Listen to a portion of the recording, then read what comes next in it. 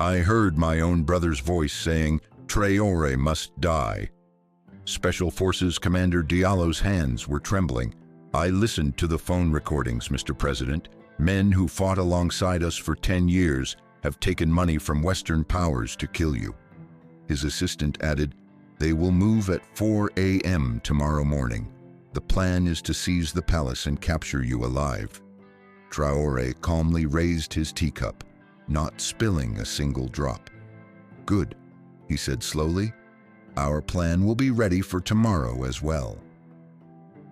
At midnight, in the secret meeting room of the Kosiam Palace, President Ibrahim Traore sat with his 5 most trusted people. This room, unknown to most, soundproof, and free from electronic devices, was used in times of crisis, and now it was definitely a moment of crisis. "Repeat, Diallo," said Traore. "What exactly did you hear?" Diallo turned on the audio device on the table. A familiar voice with a sharp tone filled the room. "President Traore's administration has ruined our relations with the West. We've lost France's support, nationalized our gold companies, and now our economy is collapsing. We must take radical steps. Traore must die."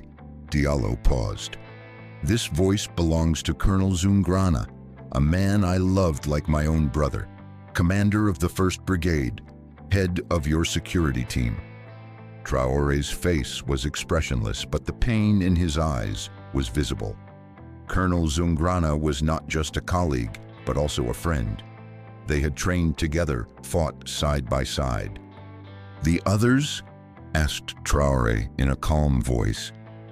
Diallo showed the list of names on his phone.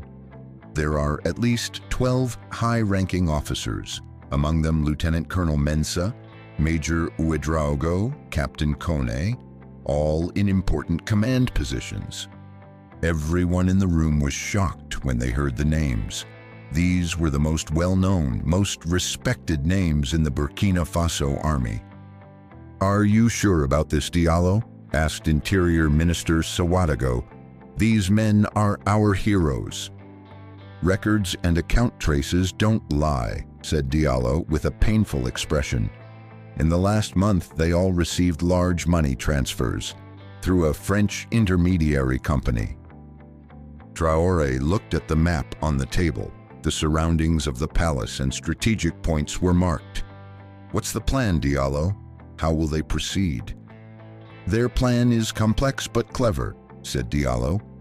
"Tomorrow morning at 4 a.m., they will approach the palace with 4 separate units. They also have men inside. 30% of the palace guards are with them." "Have you identified the traitors inside?" asked Defense Minister Kone. "Most of them," said Diallo, "but we're not sure about all of them." Traore thoughtfully tapped the table. "So why aren't we acting now? Why aren't we arresting them now?" Diallo immediately replied, "Because, Mr. President, if we intervene now, we'll only catch the front men. We'll miss the real powers behind them, the Western connections. Besides, who knows how many more traitors are among us?" Traore nodded. "You're right. We need to catch them in the act." Security Minister Ouedraogo looked concerned. "Mr. President, this is a very dangerous plan. You're risking your life." Traore's gaze hardened. "My life belongs to Burkina Faso. I take any risk for my people. Now, listen." The president stood up, leaned over the map on the table, and pressed his finger on strategic points. "Our plan is this. We won't stop them before they act. We'll let them initiate the coup attempt, but we'll be ready." Everyone in the room looked surprised. Traore continued explaining his plan. "Diallo, select 20 of your most trusted men from the Special Forces. They will wait in the secret tunnels of the palace. Ouedraogo, monitor every movement of the traitors with your intelligence team. Kone, position loyalty-tested troops outside the city, but keep them hidden.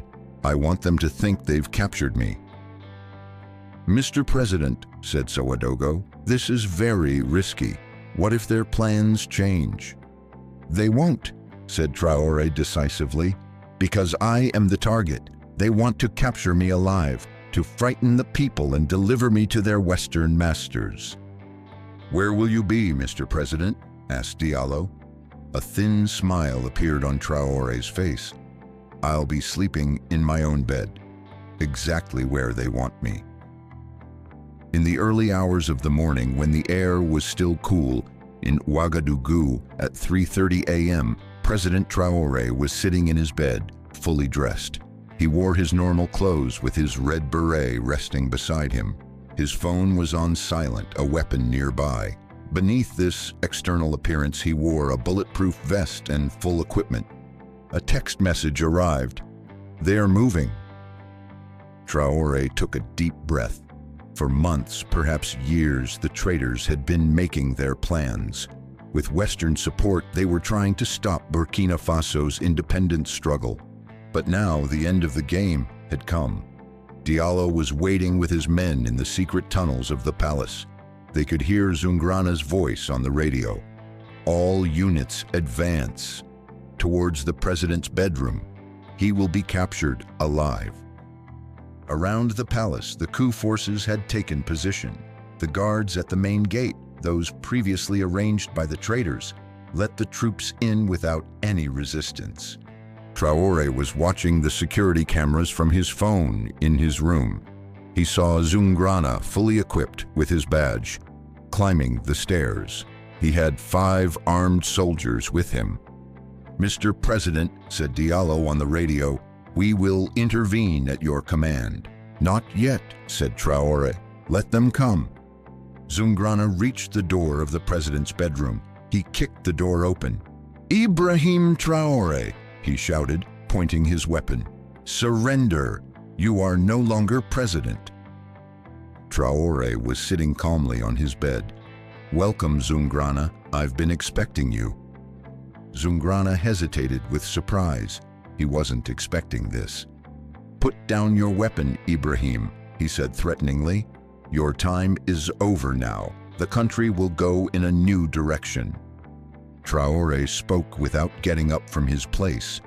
Which direction, my friend? The direction France wants, surrendering to those who steal our resources. You've ruined the country, shouted Zoungrana. Our economy is collapsing. Our economy is transforming, said Traore calmly, from a colonialist economy to an independent one. We are suffering because freedom isn't easy. Enough talk, said Zoungrana, signaling to the soldiers. Take him. Before you take me, said Traore, I have a question I want to ask. How much did you get, Zoungrana? How much money did you take to sell your country? Zoungrana's face tensed. This will be your last words, Ibrahim. No, said Traore, raising his phone. These won't be my last words. Now, Diallo. Suddenly, the secret doors of the room opened. Special forces, fully equipped and armed, emerged. As Zoungrana and his men tried to understand what was happening in bewilderment, they found themselves surrounded. Get down! Drop your weapons, Diallo ordered. Zoungrana looked around. There was no escape. The coup forces began to put down their weapons. This was a trap, said Zoungrana in shock. You knew? Of course I knew, said Traore, standing up. A leader must always be alert, especially if he's trying to truly make his country independent. Meanwhile, outside the palace, Defense Minister Koné's loyal troops had moved in. They encircled the coup soldiers. After a brief confrontation, most surrendered. In the first light of morning, Traore addressed the nation on national television. People of Burkina Faso, this morning there was a coup attempt against our country. A group of traitors supported by Western powers tried to overthrow our democratic administration, but they failed. Because we were always alert, always ready. The camera showed the arrested coup leaders. Among them, Zoungrana was standing in his military uniform with his head bowed. These individuals, Traore continued, tried to sell Burkina Faso's sovereignty. They attempted to hand over our gold, our uranium, and our natural resources to our former colonizers. But Burkina Faso is not for sale. Across the country, people had gathered around televisions watching the events. The streets began to fill with demonstrators supporting Traore. Western powers should know, said Traore, that Africa's awakening has begun. The old games will no longer work. Burkina Faso will remain independent. Traore's words echoed throughout the continent. On social media, hashtags like #AfricaIsIndependent and #Traore is a hero became trending topics. A few days later, the interrogations of the arrested coup plotters began. Zungrana was sitting alone in the interrogation room. The door opened and Traore entered. "Why, Zungrana?" asked Traore in a friendly voice. "We were like brothers." Zungrana raised his head, his eyes tired and resentful. "Because you can't win, Ibrahim. No one can win against the West. They are too powerful." "No," said Traore, sitting across from him. "They just make us feel that way. But the truth is, if we unite, no one can defeat Africa." "You're thinking naively," said Zungrana with a bitter smile. "Look what happened to Sankara. The same fate awaits you." Traore shook his head. "We are in Sankara's time, but also not the same time. Now our people are more conscious, our youth more determined, and most importantly, we are no longer alone." Zungrana looked skeptically.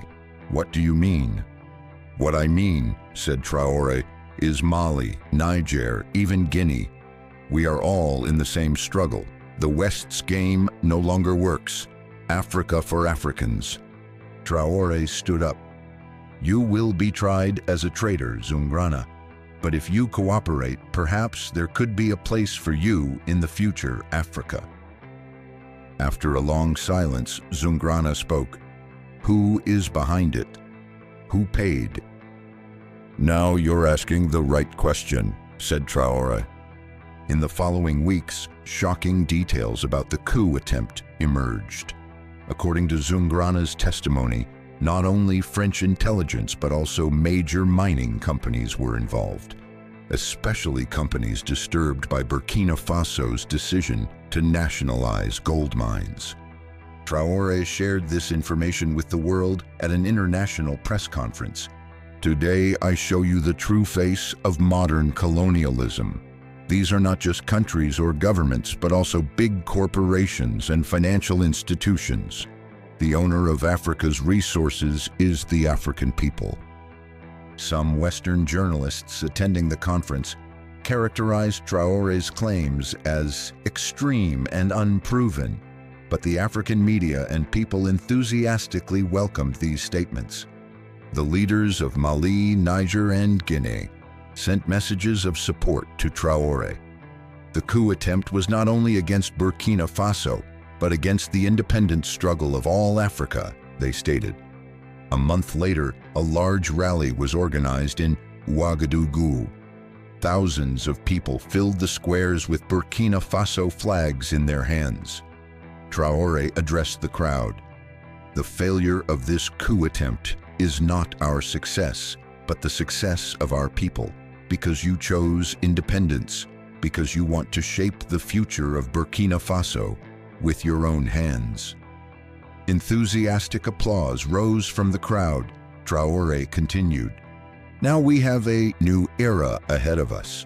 We will work to strengthen our economy, improve our education, and increase the welfare of our people. But most importantly, we will protect our true independence." Traore's speech was broadcast throughout Africa. It created great excitement among young people on social media. Hashtags like African Unity and New Burkina were shared millions of times. 6 months after the coup attempt, positive developments began to be seen in Burkina Faso's economy. The nationalization of gold mines had provided the country with significant income. Also, local agricultural and industrial investments had increased. Traore was speaking at his cabinet meeting. The coup attempt strengthened us. Now we know better who is friend and who is enemy. From now on, we will take more determined steps. Defense Minister Kone asked, "What about the West's reaction?" "They have started to impose sanctions." "Sanctions," said Traore, laughing, "only force us to be more creative. Now we are finding new trading partners. Russia, China, Turkey, even India. Africa no longer looks only to the West." Interior Minister Sawadogo added, "The people are behind you, Mr. President. After the coup attempt, your approval rate rose to 85%. Traore modestly nodded his head. "This is not my success. This is our people's desire to determine their own destiny." After the meeting, Traore retired to his private room. From the window, he watched the view of Ouagadougou. The city was changing, new buildings were rising, roads were being built.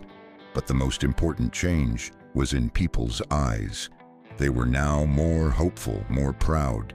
He looked at the photo on his desk, Thomas Sankara's photo. "We will finish what you started, Captain," he murmured, "for Africa's true independence."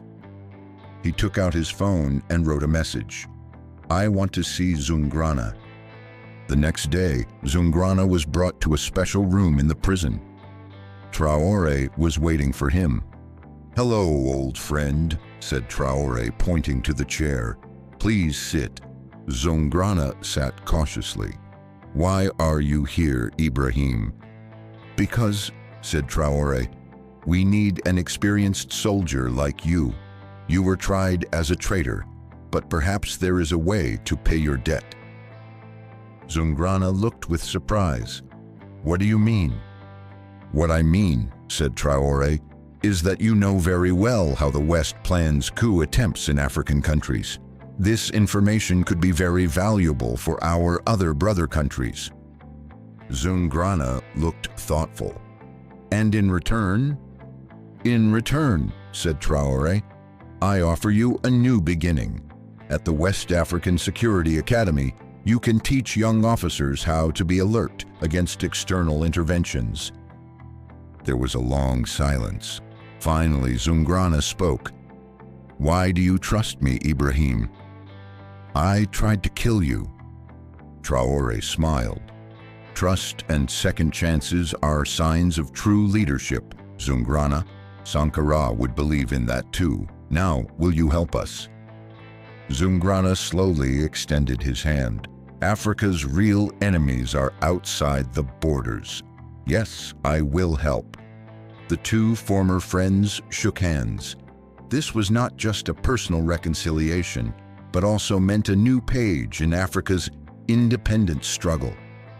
In the years that followed, the Sahel Alliance, established by Burkina Faso, Mali, and Niger, became the strongest political and economic union in the region. By forming a common front against Western influence, they began to use their resources for the benefit of their own peoples. And it all began with a phone call taken at midnight, with the courage of a commander who heard his own brother's voice, and the coolness of a president. Africa's independence struggle continued not only against external enemies, but also against internal betrayals. But now hope was stronger.